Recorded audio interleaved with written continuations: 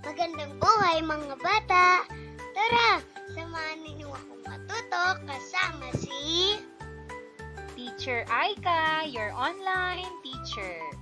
Please don't forget to subscribe, like, share, and hit the notification bell for more videos.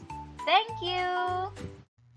Matatag Curriculum, Araling Panlipunan, Grade 4, Quarter 4, Aralin 6. Ang ating paksa ngayong araw ay tungkol sa karapatang panlipunan at pangkabuhayan at mga kaakibat na tungkulin. Muli, ako si Teacher Aika, ang inyong online teacher. Simulan na natin.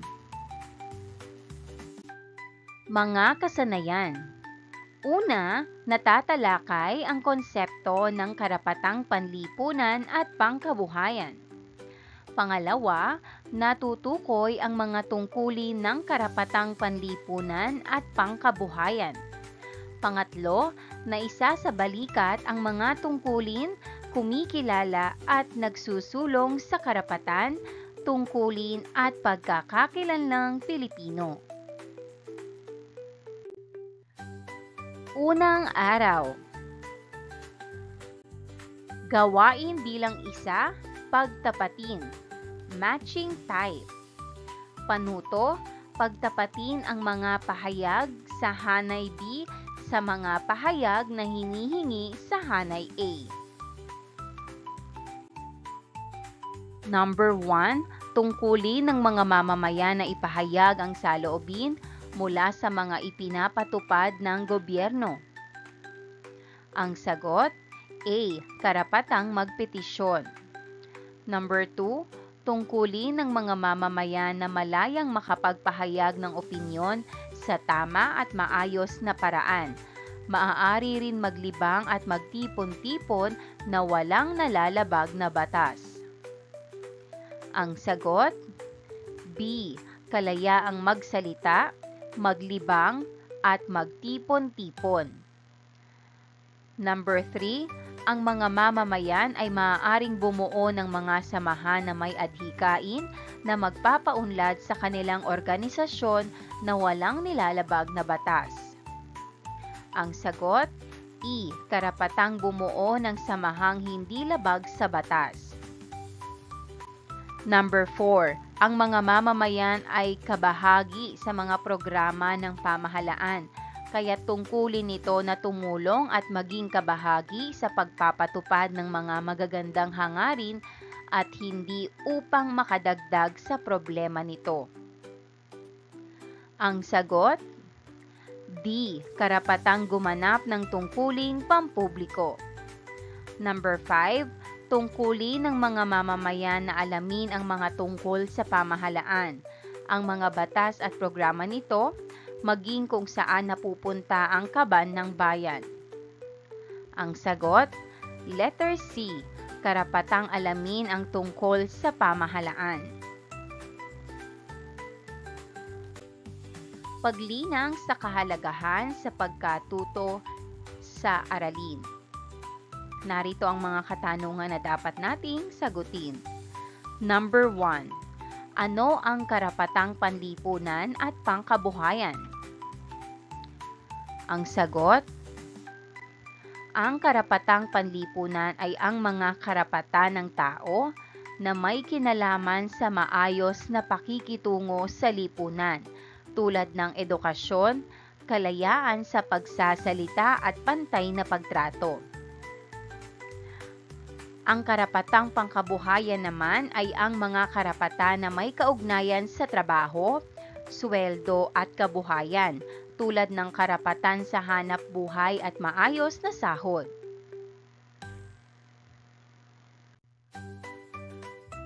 Number 2, sa paanong paraan nagagawa ng mga mamamayan ang mga tungkulin upang makamit ang mga karapatang panlipunan at pangkabuhayan? Ang sagot, pagsunod sa batas at paggalang sa iba, pagtatrabaho ng maayos at pagbabayad ng buwis, pakikilahok sa mga halalan at proyekto ng pamahalaan, at pagtulong sa nangangailangan at pagrespeto sa karapatan ng iba. Number 3. Paano mo mapahahalagahan ang mga karapatang panlipunan at pangkabuhayan na mayroon ka at ang iyong pamilya? Ang sagot, maging mabuting mamamayan at sundin ang batas. Mag-aral ng mabuti upang magamit ang karapatang makapag-aral. Maging responsable sa trabaho at negosyo. Maging makatarungan sa pakikitungo sa iba. Gawain bilang 2, jumbled letters. Ayusin mo ako. Panuto, basahin at isaayos ang mga jumbled letters sa ibaba upang mabuo ang mga salita na naglalarawan sa araling ito. Gawing gabay ang mga pangungusap sa tapat nito.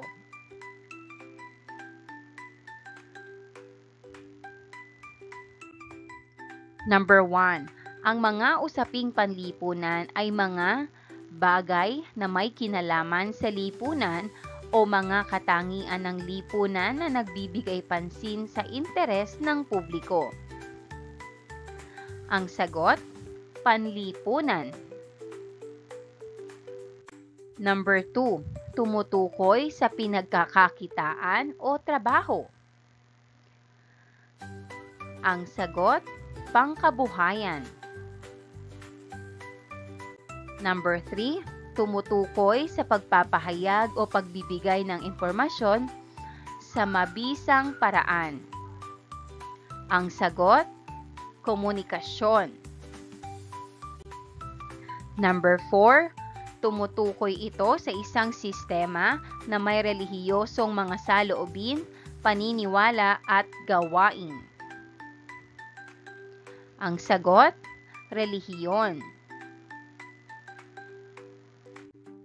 Number 5. Ito ay isang proseso na nagpapadali sa pagkatuto o pagtatamo ng kaalaman, kasanayan, prinsipyo, moralidad, paniniwala at gawi. Ang sagot, edukasyon.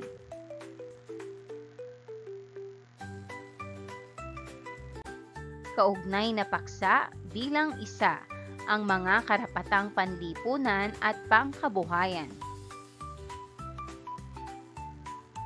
Pagproseso ng pag-unawa, ang karapatang panlipunan. Ang mga karapatang panlipunan ay nakatutulong sa pangangalaga ng kapakanang panlipunan ng mga mamamayan, kabilang sa mga karapatang panlipunan ang mga sumusunod.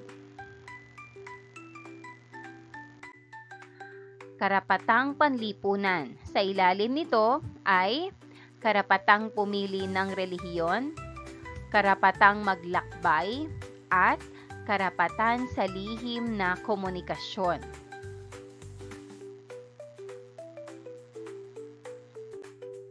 Ang karapatang pangkabuhayan. Ang karapatang pangkabuhayan ay tumutulong sa pangangalaga sa kapakanan ng kabuhayan o ekonomiya ng bawat mamamayan. Ang mga sumusunod na karapatan ay kabilang sa karapatang pangkabuhayan. Financial literacy, integration. Ito ay ang kaalaman at husay ng isang tao pagdating sa buhay pinansyal o tamang paghawak ng pera. Kasama rito ang pag-unawa at aplikasyon sa buhay ng tamang pag-iipon, paggastos, pagbabudget at pag-i-invest para lumago ang pera at kayamanan.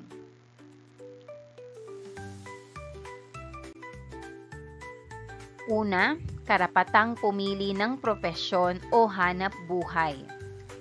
Pangalawa, karapatan sa edukasyon.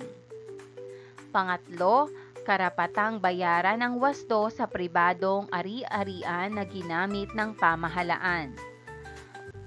Pang-apat, karapatang makinabang sa mga likas na yaman. Pang-5, karapatang maging ligtas sa maruming kapaligiran at pagawaan. At pang-6, karapatan sa pagmamay-ari.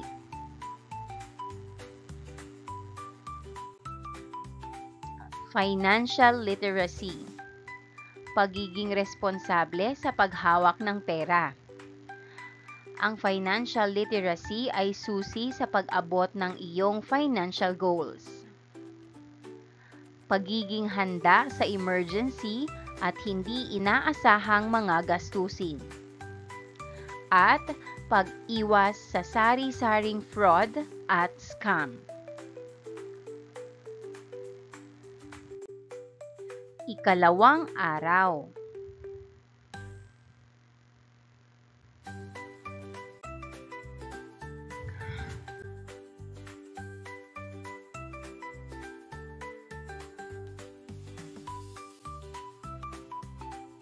Number 1, ibinabawas ni Ginoong Santos ang 20% sa kanyang sahod upang ilagay sa kanyang ipon o savings.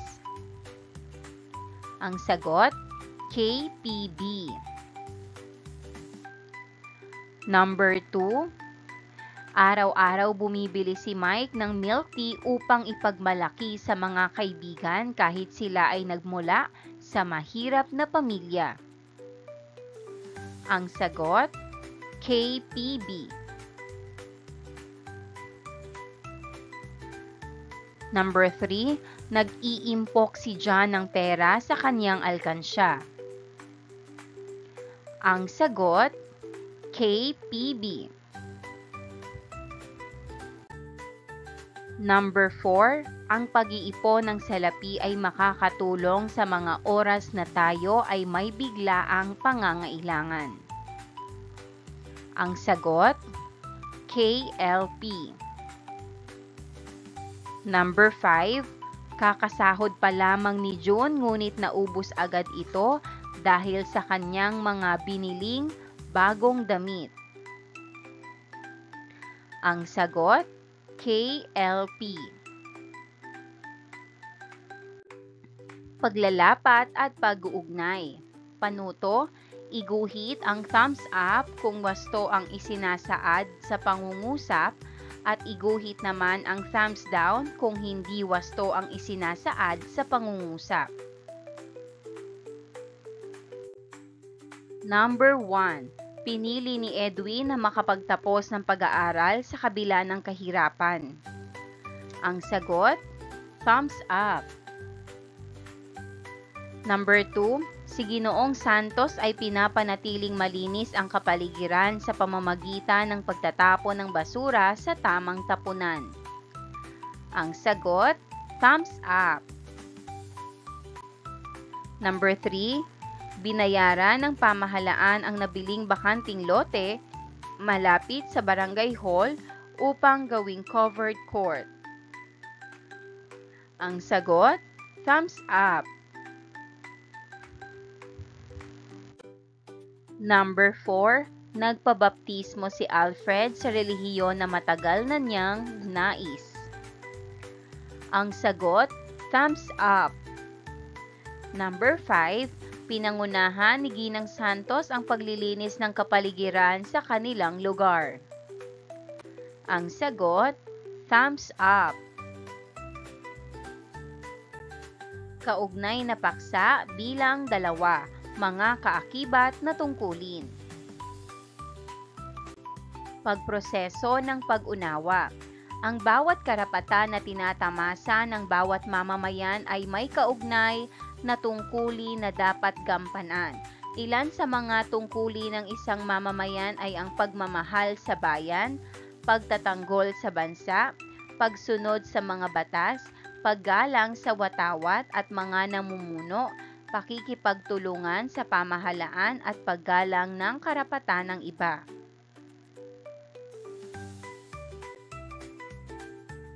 Ang bawat mamamayan ay may karapatang pinangangalagaan ng ating mga batas.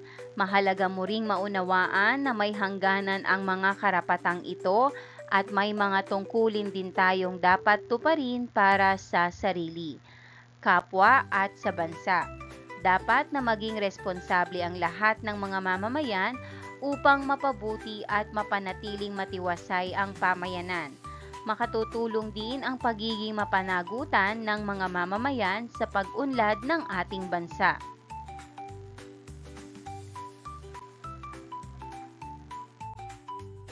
Tungkulin sa bayan o sa bansa.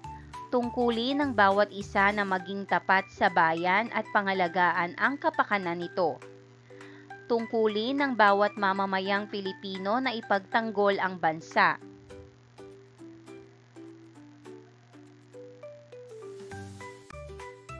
Tungkulin sa pamahalaan. Tungkulin ng mamamayan na makipagtulungan sa mga programa at proyekto ng pamahalaan upang makamit ang pag-unlad. Tungkulin sa iba o kapwa. Tungkulin nating igalang ang karapatan ng iba. Tungkulin nating hindi gumawa ng mga bagay na makasisira sa kapayapaan at kaligayahan ng ating kapwa. Tungkulin sa sarili. Tungkulin nating alagaan ang ating sarili. Tungkuling paunlarin ang ating buhay at pag-aaral. Tungkulin sa Diyos. Tungkulin ng bawat isa na magpakita ng pagmamahal at pananampalataya sa Poong May Kapal. Tungkuling sumunod sa mga alituntunin ng inaanibang relihiyon.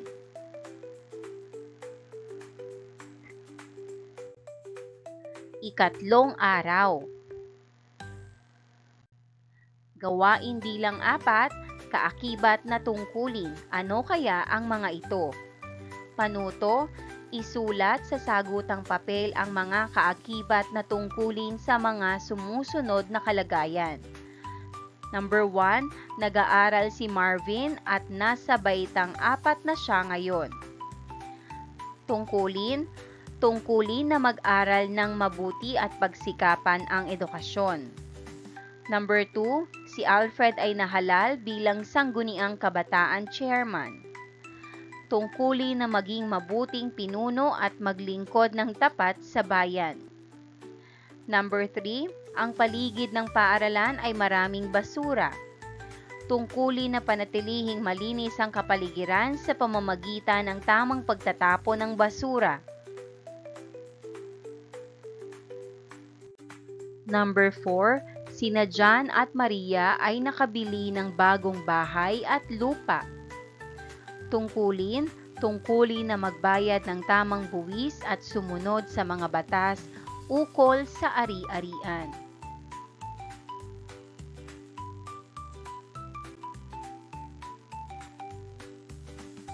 Number 5, si Maricel ay sinabihan ng sikreto ng kanyang kapatid. Tungkulin na panatilihin ang tiwala at hindi ipagkalat ang sikreto ng iba.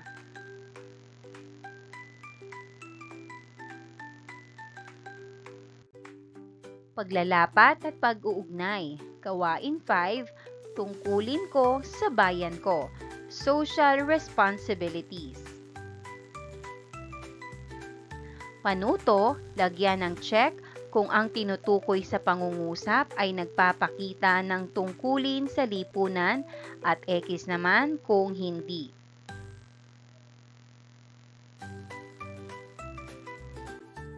Number 1, tumutulong ang paaralan sa Clean and Green program ng barangay. Ang sagot, check. Number 2, ang pamilya ni na Melvin ay naghihiwalay ng mga basura na nabubulok at hindi nabubulok na basura. Ang sagot, check. Number 3, hindi hinahayaan ni Aling Maria na maging marumi ang kanilang tapat, kaya't lagi siyang nagwawalis at naglilinis dito.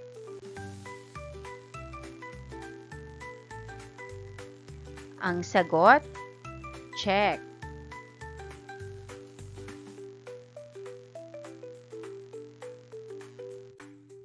Number 4, Tinulungan ni Nico ang matanda na nahihirapan tumawid ng kalsada.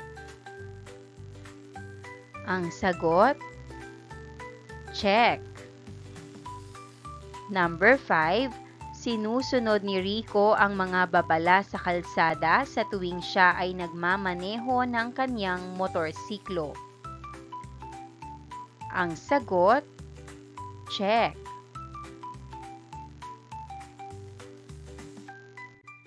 Ika-4 na araw. Pabaong pagkatuto, karapatang panlipunan, karapatang pumili ng relihiyon, karapatang maglakbay, karapatan sa lihim na komunikasyon, karapatang pangkabuhayan, karapatang pumili ng propesyon o hanap buhay, karapatang makinabang sa mga likas na yaman, karapatang bayaran ng wasto sa pribadong ari-arian na ginamit ng pamahalaan, karapatan sa edukasyon, at karapatan sa pagmamay-ari. Mga kaakibat na tungkulin: tungkulin sa bayan o bansa, tungkulin sa pamahalaan, tungkulin sa iba o kapwa, tungkulin sa sarili, at tungkulin sa Diyos.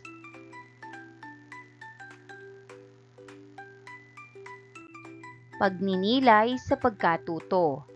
Bilang isang mag-aaral, paano mo maisasabalikat ang mga tungkuling kumikilala sa karapatang panlipunan at karapatang pangkabuhayan? Isulat ang sagot sa iyong kwaderno.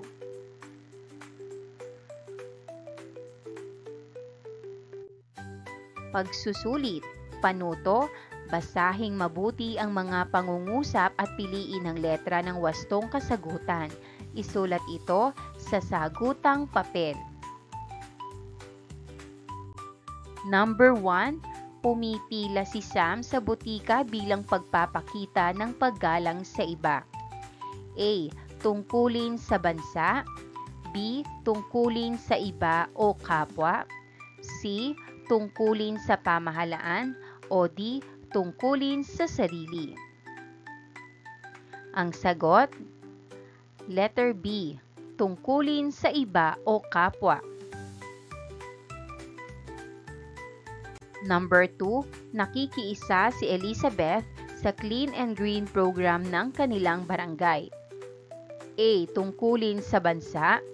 B. Tungkulin sa Diyos. C. Tungkulin sa pamahalaan, o D. Tungkulin sa sarili. Ang sagot, C. Tungkulin sa pamahalaan.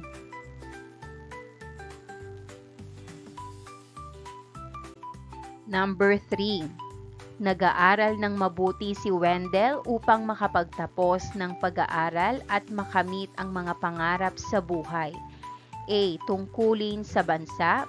B. Tungkulin sa iba o kapwa. C. Tungkulin sa pamahalaan, o D. Tungkulin sa sarili. Ang sagot, D. Tungkulin sa sarili. Number 4, hindi makakalimutan ni Lilith ang magdasal upang magpasalamat sa mga biyayang natatanggap bago matulog. A. Tungkulin sa bansa. B. Tungkulin sa Diyos. C. Tungkulin sa pamahalaan, o D. Tungkulin sa sarili. Ang sagot, letter B. Tungkulin sa Diyos. Number 5, sina Dr. Jose Rizal at Andres Bonifacio ay nagpakita ng kabayanihan sa pamamagitan ng pagtatanggol sa ating bayan. A. Tungkulin sa bansa. B. Tungkulin sa iba o kapwa. C. Tungkulin sa pamahalaan, o D. Tungkulin sa sarili. Ang sagot, A. Tungkulin sa bansa.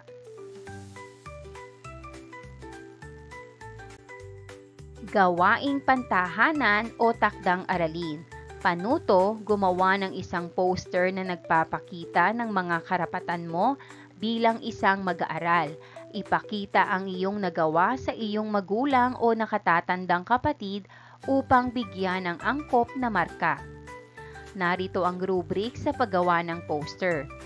4 na puntos ang napakahusay at 1 puntos ang di malinaw ang detalye.